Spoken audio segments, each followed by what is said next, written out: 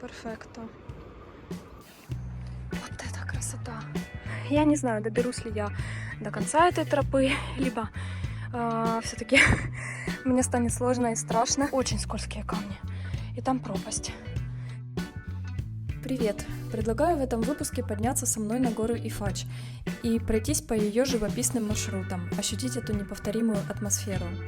Почти с каждой точки маршрута будет открываться неповторимый вид на город, окрестности, море. И сразу понятно, что гора Ифач – место обитания чаек, потому что их видно и слышно отовсюду. А еще они почти ручные и любят позировать на камеру. Эти птицы придают дополнительной атмосферы этому месту. Ифач – это визитная карточка города Кальпы. Она имеет высоту 332 метра и выступает в море на 1 километр. Это также уникальный природный заповедник, и здесь помимо чаек обитают исчезающие виды птиц и растут исчезающие растения. Какие именно, если интересно, по пути можно ознакомиться в настоящих здесь стендах.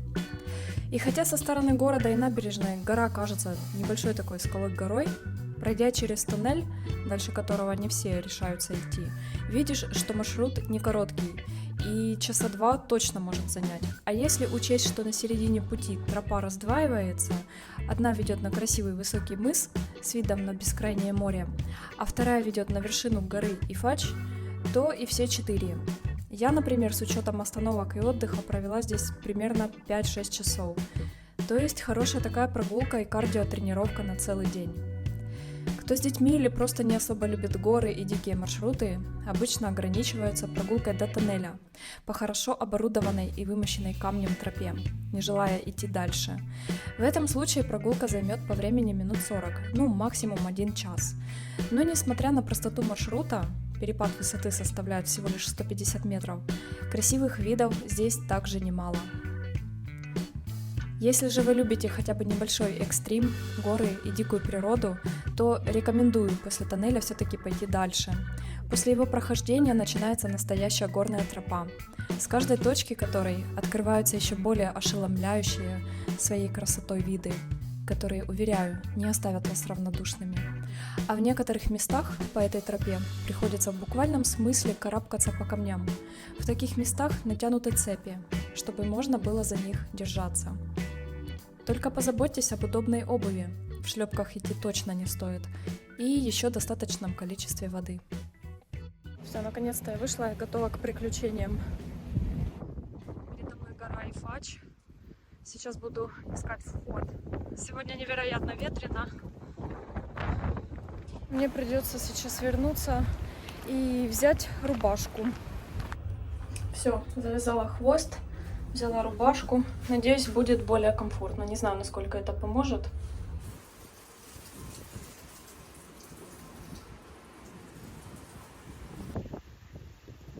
Что творится?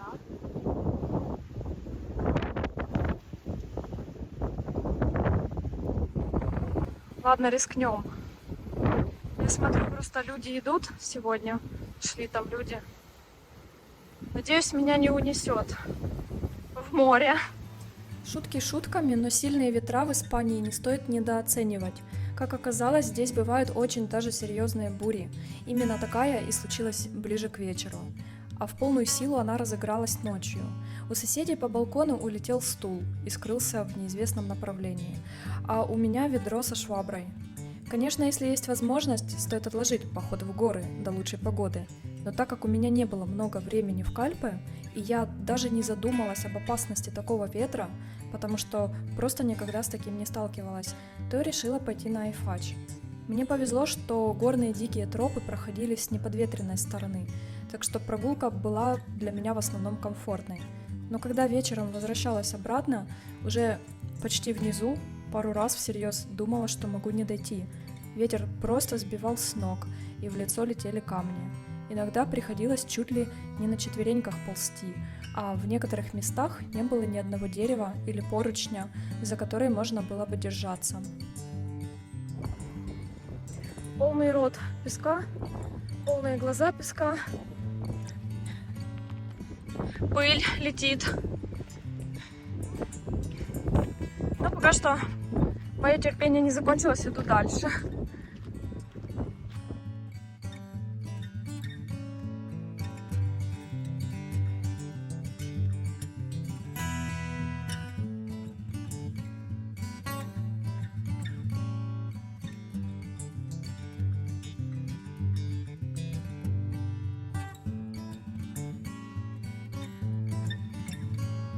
какой-то информационный центр здесь.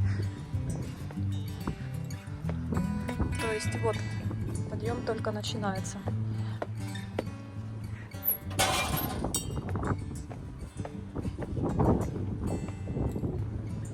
На велосипедах нельзя, дроны нельзя. Поднялась выше, и ветер утих. Наверное, просто зашла на другую сторону горы.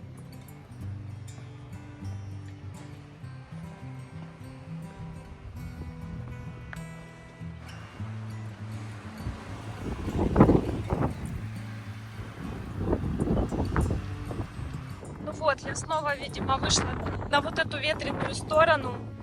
И здесь просто капец. Продолжаю идти. Тем более тропа будет идти зигзагами туда-сюда. То ветрено, то не ветрено будет. Вот такая красивейшая тропа. Действительно красиво. И даже лучше, чем представляла. Если приезжаете в Кальпу, обязательно нужно сюда сходить. Ну вот, ветер затих. Остановка. Полюбоваться видом. Вау! Чем выше, тем лучше. Так вот. Я сейчас пойду вот туда. И вот там вот будет такой подъем. Вот видно немножко, что нагорожено. Мне туда.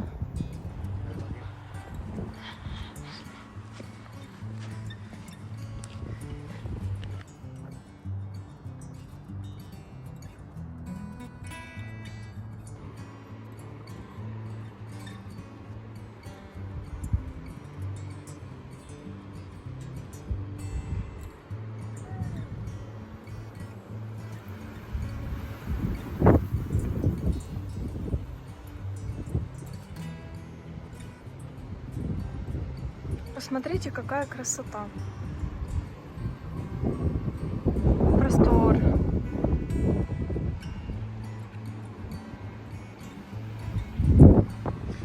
Вид на Марину, Аликанте в ту сторону и Бенидорм в ту сторону. Море. Вот такая вот гора возвышается.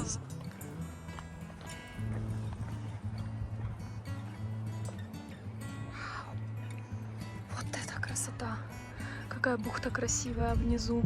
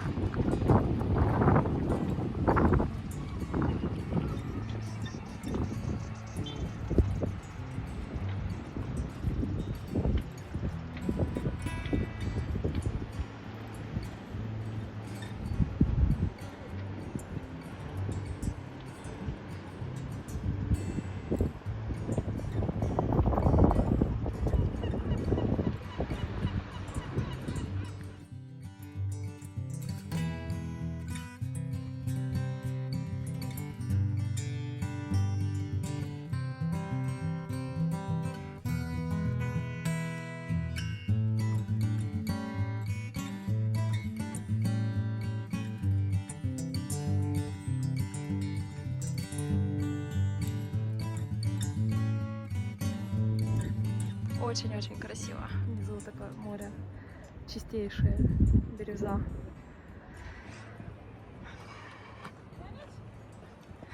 Вот я уже вижу тоннель в горе. Сейчас уже подойду туда.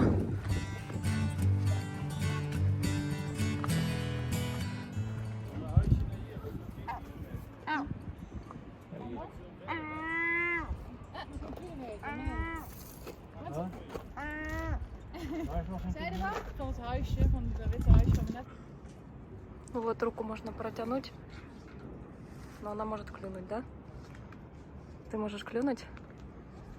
Красотка. А вот и туннель. Я дошла. Ура!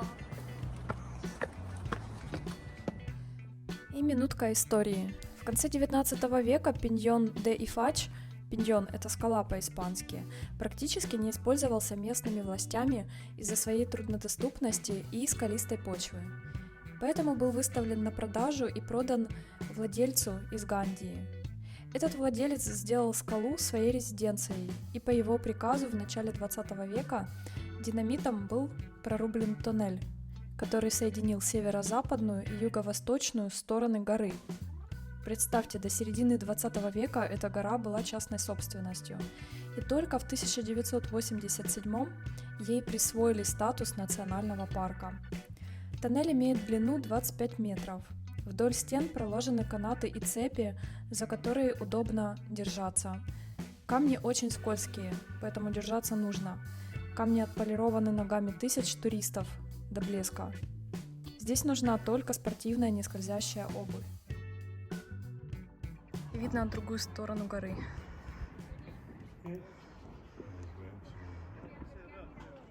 После тоннеля тропинка более такая извилистая, уже не такая вымощенная камнями. Здесь вот висит табличка, кстати, что так, это нельзя дроны, можете упасть. И детям только до 18 лет сюда тоже нельзя, только взрослым. Видимо, это уже такая более серьезная тропа. Здесь уже не огорожена, как там. И здесь постоянно вот так вот раз, очень скользкие камни. И там пропасть. Сложного подъема здесь нет. Единственное, просто нужна внимательность. Просто нужно внимательно, чтобы не оступиться. Любая ошибка здесь может, конечно, очень дорого обойтись. Шикарный обзор. Людей меньше. Не каждый решается сюда пойти. Вот, кажется, уже распогодилось, вышло солнце. Уже довольно жарко. Так что погода здесь очень переменчивая, я смотрю. С утра может быть одна погода, вот сейчас уже совершенно другая. Вот. Вау! Здесь тоже, кстати, цепочка натянута. Вот. И там, кстати, написано, что вы идете на эту гору на свой страх и риск. Честно, я думала, эта гора меньше.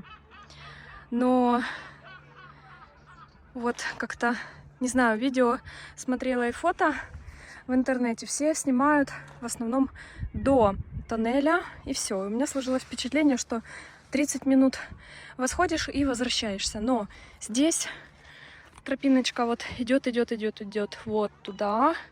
Вот сейчас я пойду вот туда, на ту сторону. Я так понимаю, западную.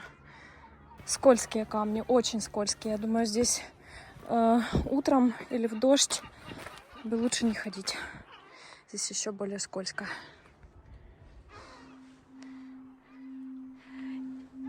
Просто восторг. Восторг. Я обожаю просто горы. И скалы, и все, что с ними связано.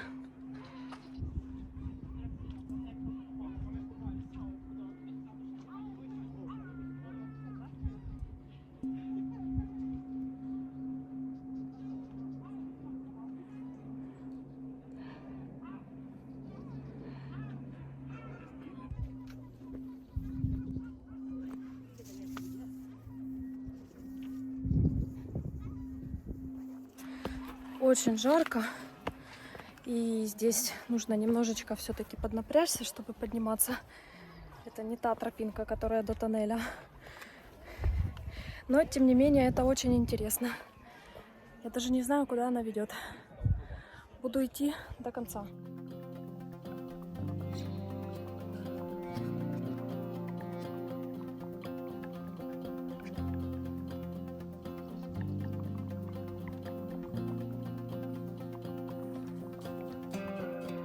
Так, сейчас мне предстоит вот сюда вскарабкаться. Выключаю камеру, а то я полечу вот туда. Я стараюсь немножко заснять, так чтобы не свалиться вот туда.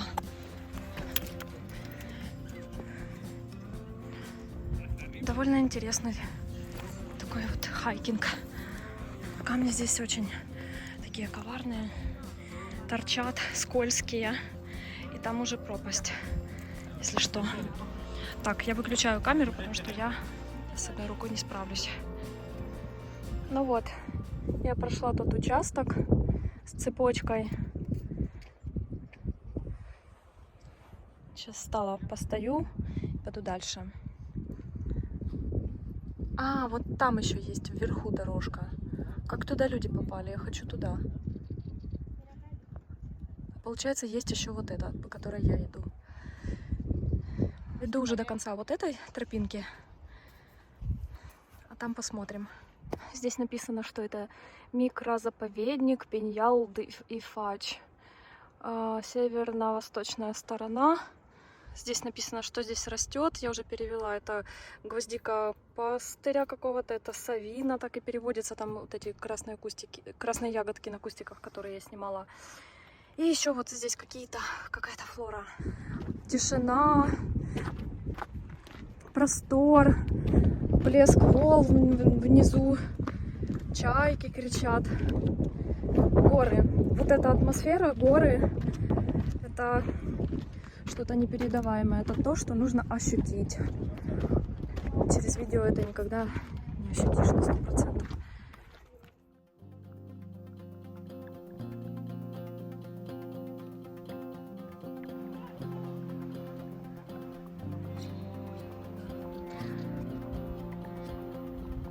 Вот, кстати, люди спускаются с этой тропинки. Получается, что можно вот туда тоже вот пройти будет. Вот они спустились, вот так вот развернулись и пошли так, как я шла. Написано Ким Ифач. 550 метров. Ну, типа, можно подняться, наверное. Ну, вот я назад пойду по вот этой вот тропинке.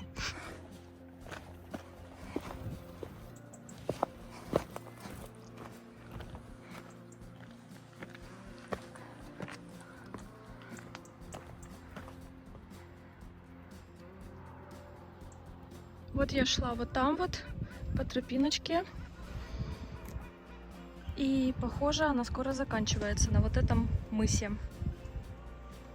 Красиво.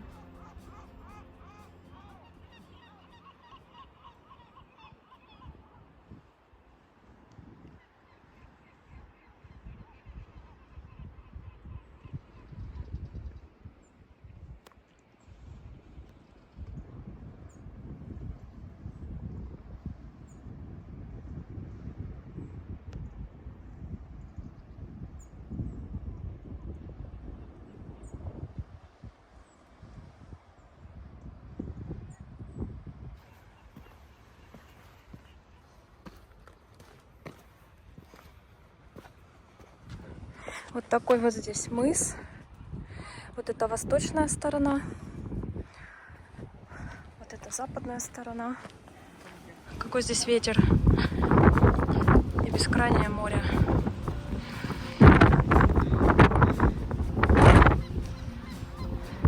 Вот с этой стороны бешеный ветер. Я шла, получается, не с подветренной стороны. Поэтому нормально. Очень красивое место. Помимо меня здесь еще 4 человека. Мирадор де Карабинерс. Как я рада, что я все-таки сюда дошла. И не испугалась ветра. Ну да, с этой стороны ветер, конечно, очень сильный.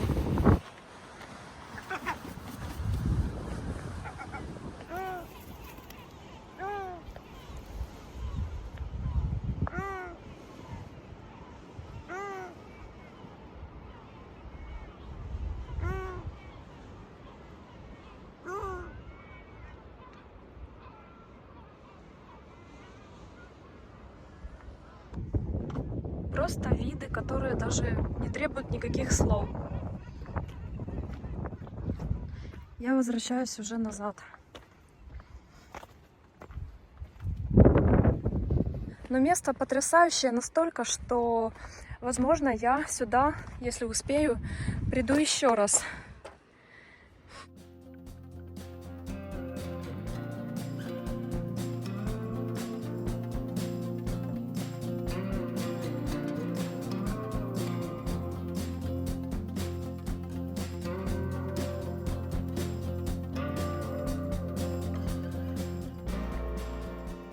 Если я шла вот там, где ребята идут, то это будет сейчас вот так вот и выше. Там вот, где люди идут. Хочу пойти в этот раз по более высокой тропинке.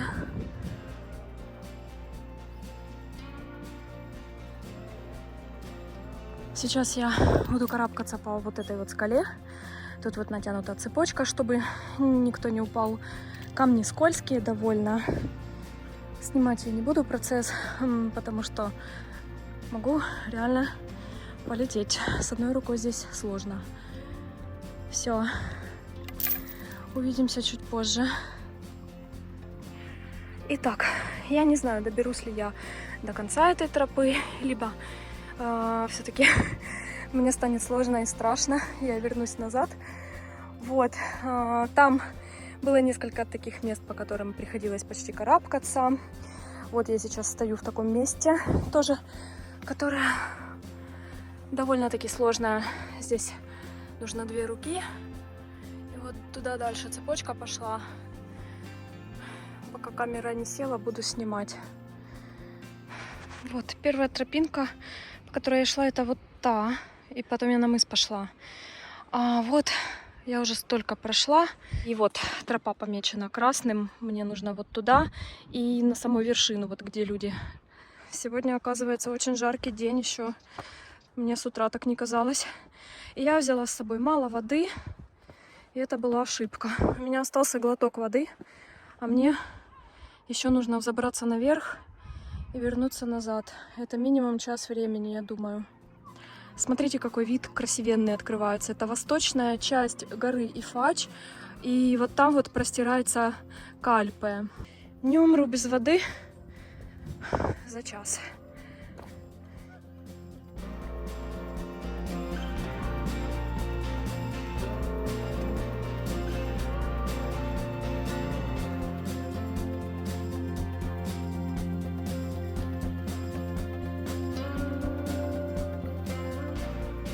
Я на вершине. Вот так вот выглядит вершина. Вот какой вид открывается на Кальпе. Как красиво. Великолепно. Beautiful. Это стоило.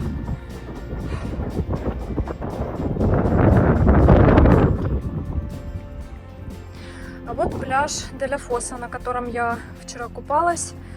И возле которого я живу. А вот это пляж, такой вот ближе к центру Кальпе. Напишу потом название.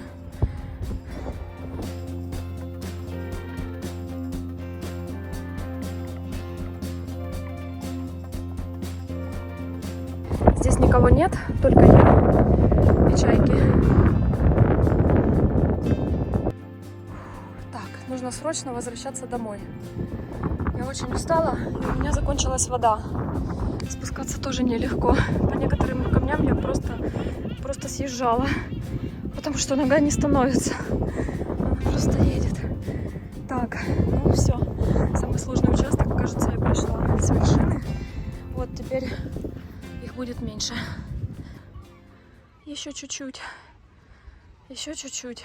Главное не расслабляться, потому что я там прошла сложный участок, практически отвесные скалы. И думаю, фух, ну все. И чуть не подвернула ногу. Вот, нужно быть очень внимательным. У меня нет воды, нет сил. Хорошо, что здесь одна тропинка, и заблудиться невозможно. И хорошо, что не смалит солнце. Оно спряталось. Так, я думаю, сюда я пришла или нет, но раз вот здесь вот помечено, значит, видимо, сюда. Вот цепочка. Все, убираю телефон. Мне нужно вот здесь вот сейчас будет лезть. Я уже дома. Конечно, у меня села камера. Не знаю, почему я пауэрбанк не взяла. Ну, наверное, по той же причине, почему и мало воды взяла. Потому что я гору Ифач воспринимала как легкую прогулочку, там максимум на час. В одну сторону на час, во вторую сторону. А оказалось намного сложнее, чем я думала. И усилий физически сложнее, и по времени это дольше. заняла, и были такие сложные довольно места, по которым нужно было там просто ползти или карабкаться, и вот, устала. Не все туда доходят. Именно на вершину горы, вот если по вот этой тропинке идти, это самая сложная тропинка. Вот там есть такие места. Если на мыс, там чуть проще. А я сегодня ходила и на мыс, и на гору, на вершину горы, получается. И у меня закончилась вода, у меня села батарея на телефоне. Поэтому, ну, я думаю, что я все самое важное поснимала. А еще на улице такая погода просто ужасная, испортилась. И ветер меня буквально чуть не сносил, когда я шла уже назад. У нас тут с этой стороны горы еще более-менее тихое море, а вот с той стороны я не сняла из-за севшей батареи, но там волны были просто вот такая белая пена. Вот что происходит на улице. Даже на балконе сложно стоять. Что-то погода становится хуже и хуже, ветер поднимается все сильнее, море волнуется все больше.